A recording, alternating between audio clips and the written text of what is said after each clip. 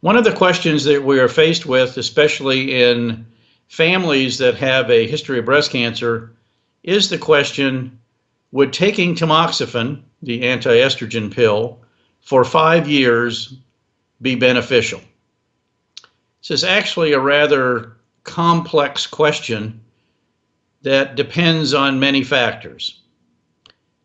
My sense of a drug for prevention is that it should be incredibly easy, should be very non-toxic, shouldn't interfere with your life, shouldn't make you worry about long-term toxicity, and be cheap.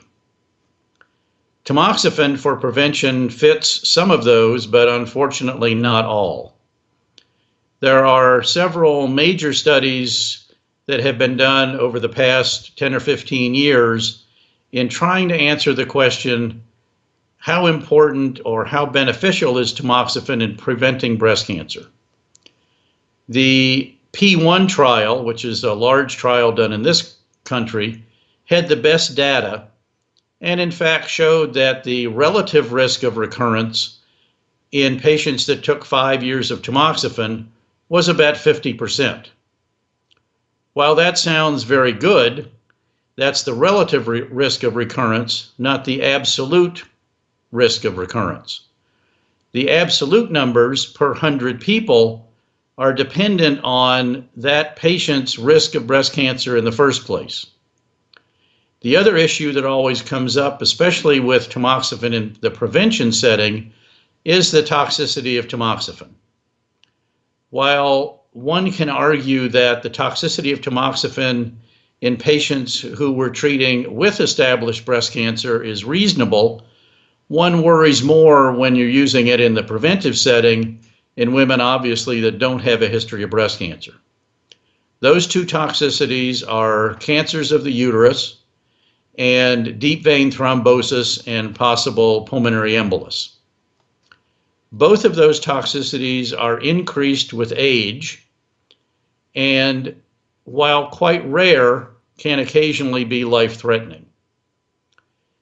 The ideal person to treat with tamoxifen would be a higher risk person such that the potential benefit is better.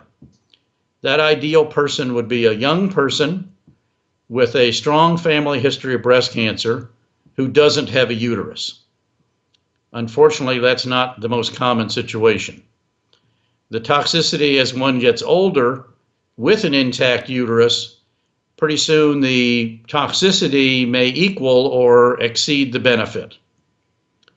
The other issue is that there are a number of short-term side effects of tamoxifen, such as hot flashes, night sweats, vaginal dryness, sexual dysfunction, that really are more than one should put up with for a drug for prevention. When I have a situation like this, the patient and I evaluate the numerical potential benefit, the potential risks, and make a decision at that point whether to do it or not. However, I think most importantly, if we decide to try 5 years of tamoxifen for prevention, I will have the patient start on the tamoxifen and then see them a couple months later to see how they're doing with it. If they're having much trouble at all, night sweats, hot flashes, sex problems, it's just not worth it. On the other hand, if they come in and say it doesn't bother them at all, then for many situations, one is reasonable to accrue that benefit with potentially minimal risk. It's often a difficult discussion. There are now tables looking at various age groups, risk patterns, intact uterus or not, that actually will give a much better numerical answer to the question as to whether the benefits outweigh the risks, and those should probably be looked at. In sum, I think that while there's a lot of enthusiasm for tamoxifen prevention, on a practical sense, the majority of patients who head down that road probably, in fact, do not finish 5 years of tamoxifen. And for many of those patients, the benefit-risk ratio is not high enough to warrant giving the tamoxifen in the first place.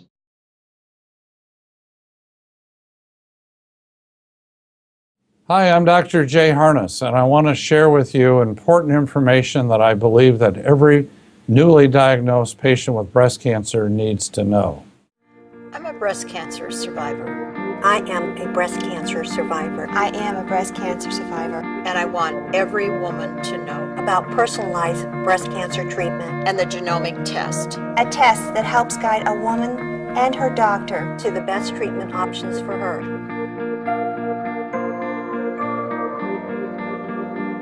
Pass it on.